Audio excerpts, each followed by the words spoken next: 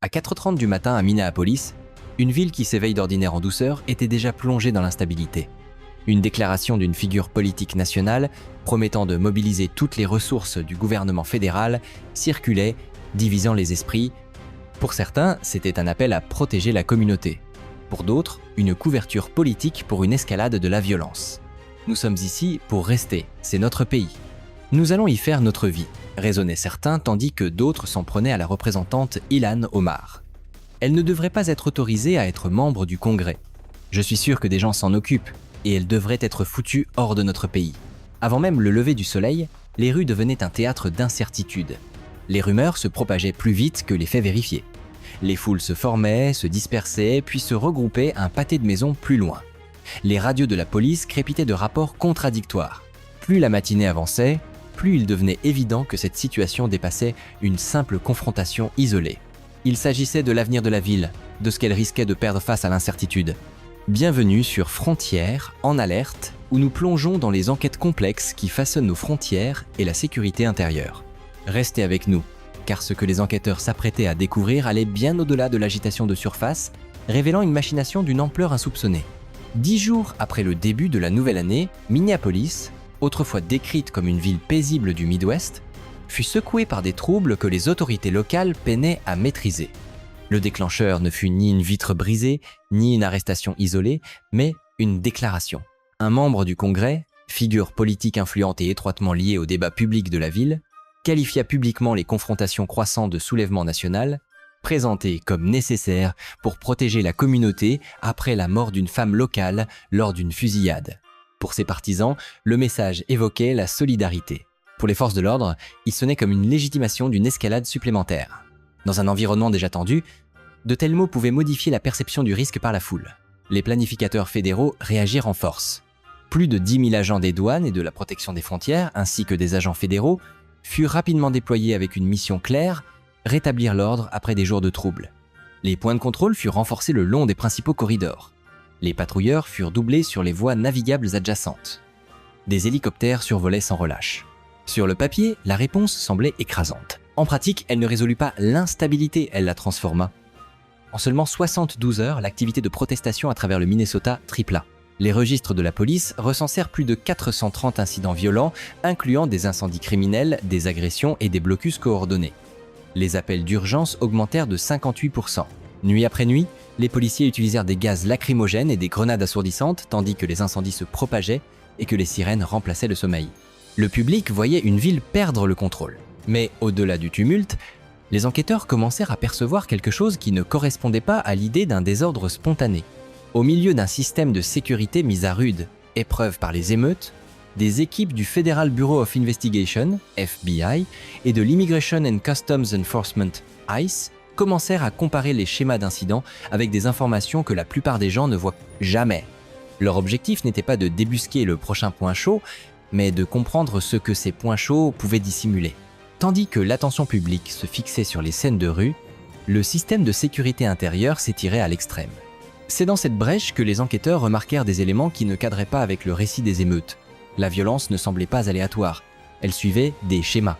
Certaines rues s'embrasaient à des moments prévisibles, certaines intersections attiraient des blocus coordonnés qui détournaient les unités de patrouille de zones spécifiques. Cela ressemblait moins à un chaos spontané qu'à une pression stratégiquement appliquée sur la carte de la ville. Puis, une autre série de rapports commença à s'accumuler, distincts des registres d'émeutes, des enfants disparus. Pas un ou deux cas, mais plus de 230 enfants signalés comme tels à Minneapolis et dans les environs. Les familles déposaient des plaintes. Des photos apparaissaient sur les lampadaires et les vitrines de magasins. Les noms étaient répétés lors des réunions communautaires, puis répétés encore. Avec le temps, certaines de ces affiches s'estompaient dans le silence. Les enquêteurs commencèrent à se poser une question qui allait à l'encontre du discours public. Et si l'agitation n'était pas seulement une crise à laquelle survivre, mais aussi une couverture à exploiter? Et si la ville pensait lutter contre le désordre pendant que quelque chose d'autre se tramait en dessous, derrière les sirènes et les gros titres, les analystes commencèrent à soupçonner un réseau de trafic opérant au cœur de la perturbation, un système qu'ils estimaient valoir près de 2 milliards de dollars. Si cette suspicion était fondée, alors la partie la plus dangereuse de l'histoire n'était pas les cris dans les rues, mais ce que ces cris avaient pu être conçus pour dissimuler. L'étape suivante fut simple mais décisive. Comparer les rapports d'enfants disparus avec les registres d'arrestation et les cartes d'incidents. Ils cherchaient des regroupements, suivant les lieux qui ne cessaient de réapparaître. Alors que les enquêteurs croisaient ces données, une vérité devint impossible à ignorer. Les disparitions n'étaient pas réparties uniformément dans la ville. Les cas se regroupaient autour d'adresses spécifiques, les mêmes noms sur les cartes d'incidents, les mêmes pâtés de maison que les unités de police abandonnaient chaque fois qu'un nouvel incendie ou un blocus les détournait. Ces adresses n'étaient pas des écoles ou des terrains de jeu. Il s'agissait d'un petit groupe d'hôtels privés utilisés comme hébergement temporaire pour les migrants et les familles de réfugiés. Pendant les troubles, ces propriétés se trouvaient dans un angle mort. Elles étaient bondées, gérées de manière laxiste et considérées comme des sites sensibles où les inspections de routine étaient souvent reportées pour des raisons de sécurité. Au début, les analystes considérèrent ces hôtels comme de simples coïncidences. Puis, les chiffres restèrent constants à travers chaque ensemble de données testées. Rapports de disparition, appels d'urgence, redéploiement de patrouilles, les mêmes propriétés ne cessaient d'apparaître, toutes ces propriétés partageaient une seule connexion. Et une fois cette connexion établie, l'affaire cessa d'être une simple question de trouble pour devenir une question de contrôle. Au centre de cette toile se trouvait Sophia Abdi Aydin, une mère d'origine somalienne de 42 ans qui avait bâti son image publique autour de la gouvernance humanitaire. Pendant près de 5 ans, elle fut saluée comme un symbole de compassion. Une dirigeante qui avait étendu les programmes de logement, financé l'aide alimentaire et promu des initiatives d'abri d'urgence pour les familles déplacées. Sur les photos de presse, elle posait aux côtés de bénévoles communautaires. Dans ses discours, elle parlait de protection. Mais les analystes fédéraux ne lisaient pas des discours, ils étudiaient les structures de propriété. Les registres immobiliers montraient que plus d'une douzaine d'hôtels liés à l'hébergement des migrants étaient discrètement contrôlés par des sociétés écrans connectées à son cercle intime. Ces entreprises semblaient irréprochables sur le papier, remplissant les bons formulaires et utilisant les mêmes cabinets d'avocats et agents enregistrés. Pourtant, le schéma était clair. Les hôtels n'étaient pas simplement gérés par la ville. Ils étaient contrôlés par un réseau privé capable de déplacer des actifs sans surveillance publique. À l'intérieur de ces bâtiments, la documentation était incohérente. Les enfants entraient et sortaient sans suivi fiable. Les formulaires d'admission de base étaient incomplets ou dupliqués. La surveillance était limitée. Et pendant les nuits les plus intenses de troubles, elle était quasi inexistante. Cette lacune devint une opportunité. Selon les rapports fédéraux, au moins 200 enfants, âgés pour la plupart de 8 à 6 ans, avaient transité par ce réseau hôtelier avant de disparaître.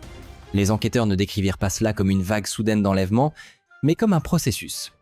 Les enfants entraient sous un nom, changeaient de chambre, étaient transférés vers une autre propriété, puis s'évanouissaient dans une paperasse qui ne correspondait plus à la réalité. La sélection ne semblait pas aléatoire. Les dossiers médicaux liés aux installations révélaient des critères constants. Bilan de santé de base, seuil de poids minimaux et documents d'âge falsifiés.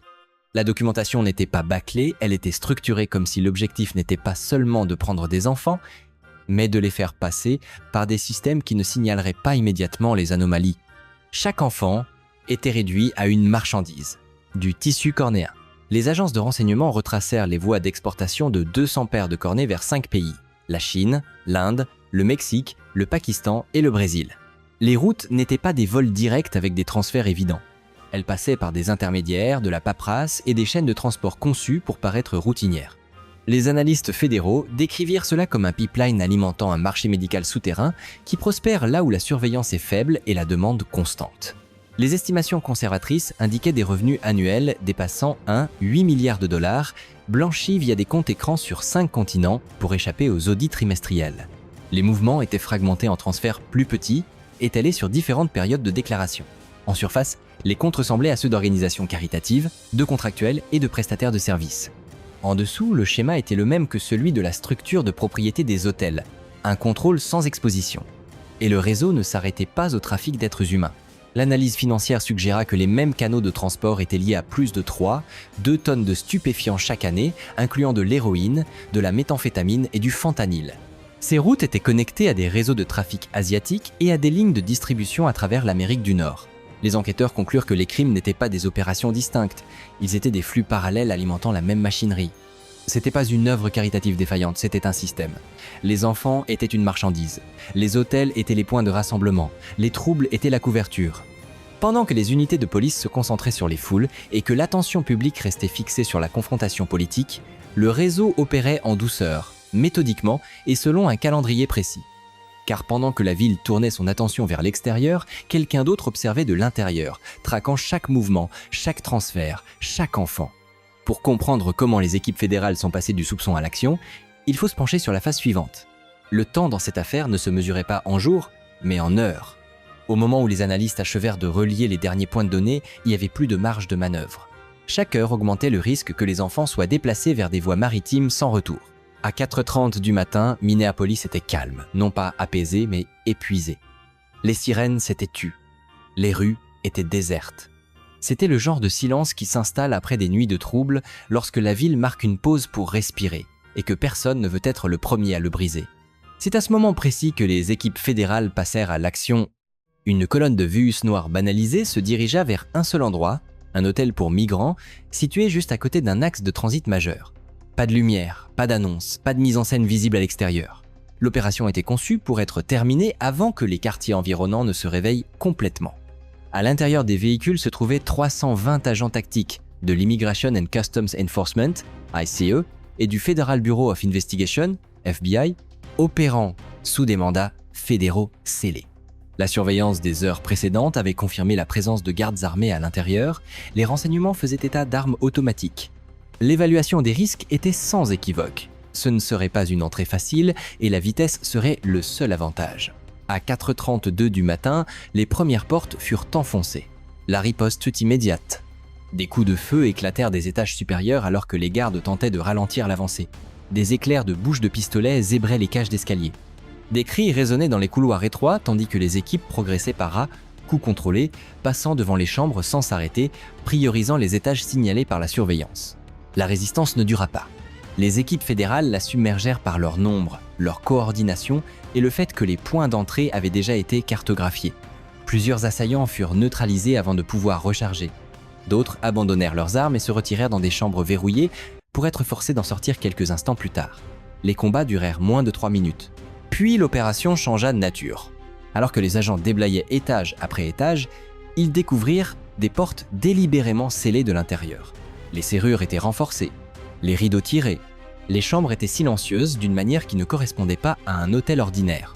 À l'intérieur se trouvaient des enfants, des rangées de lits, les lumières éteintes, du matériel médical jeté dans des poubelles. Certains enfants étaient inconscients, sédatés pour prévenir la panique et réduire le bruit, leurs mains étaient liées, leurs bouches bâillonnées pour les empêcher de crier.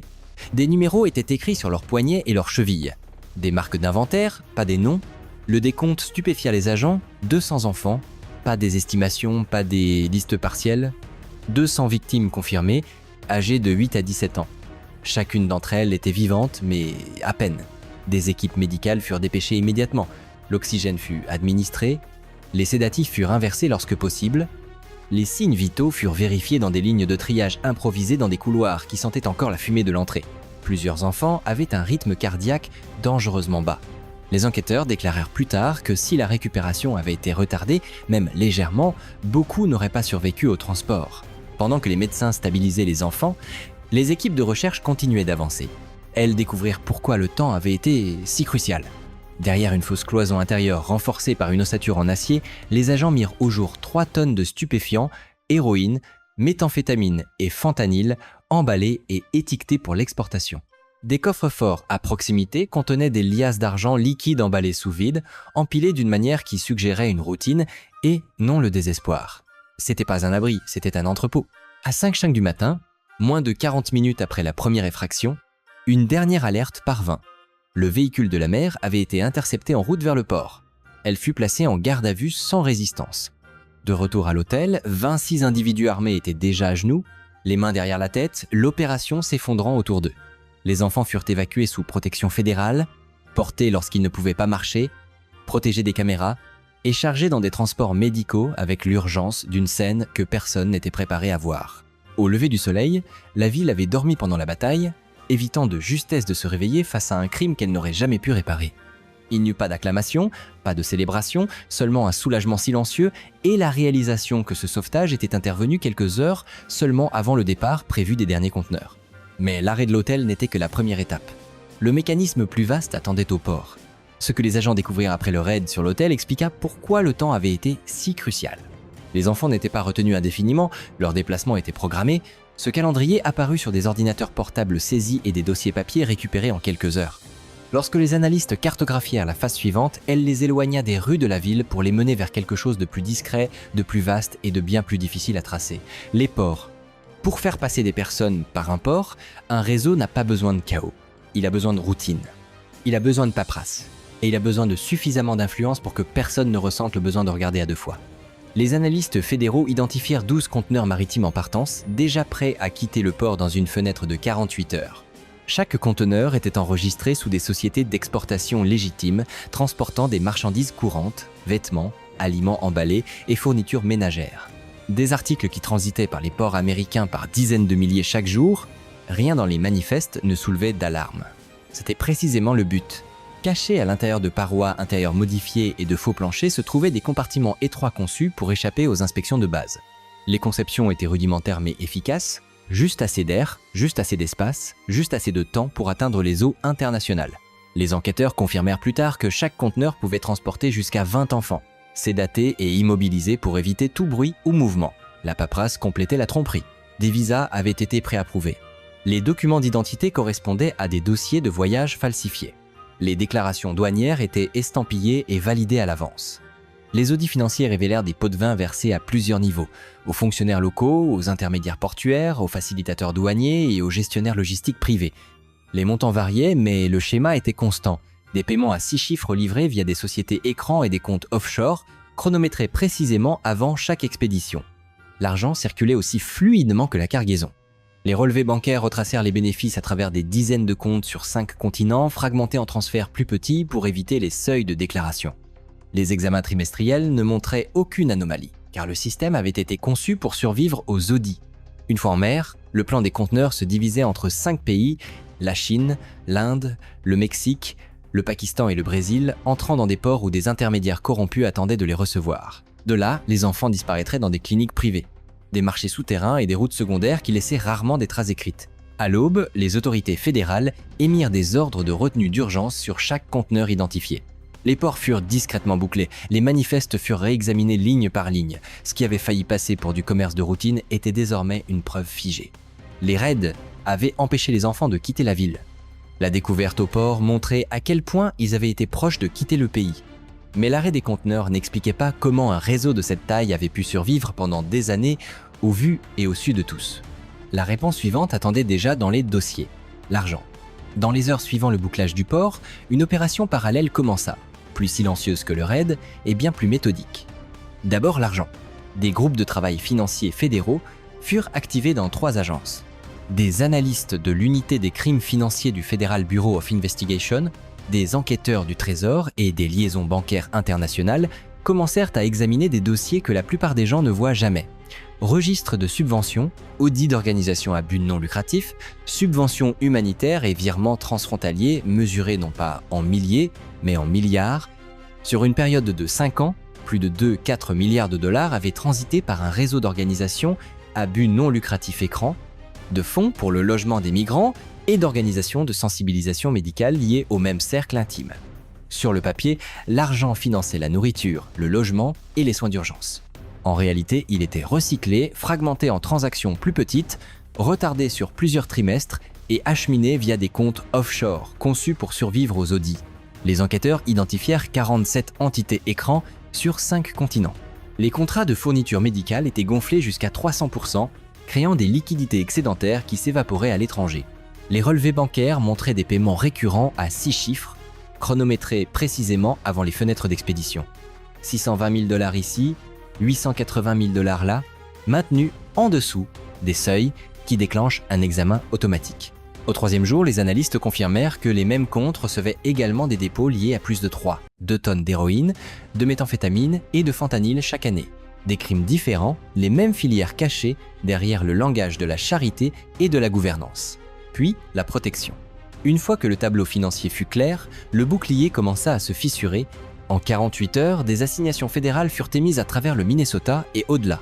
Documents papier, emails, journaux d'appel et autorisations bancaires. Plus de 1200 documents furent saisis auprès des autorités du logement, des bureaux portuaires, des conseils d'administration d'organisations à but non lucratif et des départements municipaux qui n'étaient jamais apparus auparavant sur une carte criminelle. À la fin de la première semaine, 9 hauts fonctionnaires liés à la supervision du logement des migrants se retirèrent discrètement. Les dossiers judiciaires internes révélèrent plus tard qu'au moins 37 rapports de protection de l'enfance avaient été scellés ou retardés sur 3 ans, avec des visites sur place reportées lorsque les troubles rendaient le report raisonnable. Des arrestations suivirent. Des agents fédéraux interpellèrent 14 courtiers logistiques, 6 faussaires de documents et 11 intermédiaires portuaires dans 3 États.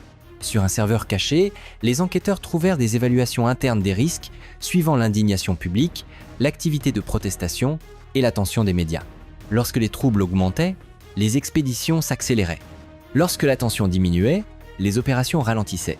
Sur 5 ans, le système perdit moins de 2% des bénéfices projetés en raison des perturbations. Finalement, les conséquences, lorsque la mère fut formellement inculpée, l'histoire publique s'effondra. Des dossiers vérifiés reliaient ses associés à des comptes offshore détenant plus de 410 millions de dollars au moment de la saisie. Au moment où les actes d'accusation furent décelés, 23 fonctionnaires et facilitateurs faisaient face à des accusations fédérales, avec d'autres mandats en attente. Au niveau international, les procureurs émirent 18 mandats d'arrêt et envoyèrent des demandes de coopération à 5 pays, tandis que les rapports notaient que les taux de récupération des enfants victimes de traite à l'étranger tombaient historiquement en dessous de 5%. La première priorité resta les enfants. Plus de 70% montraient des signes de sédation prolongée. 36 nécessitaient une surveillance cardiaque immédiate. Puis 14 furent traités pour une suppression respiratoire sévère. Les médecins déclarèrent plus tard que si le transport avait été retardé de 6 à 8 heures seulement, des décès auraient été probables. Des plans de soins à long terme furent financés par des allocations fédérales d'urgence, avec des coûts estimés à plus de 120 millions de dollars dans les 30 jours. Les ports révisèrent leurs protocoles d'inspection, les scanners thermiques furent améliorés.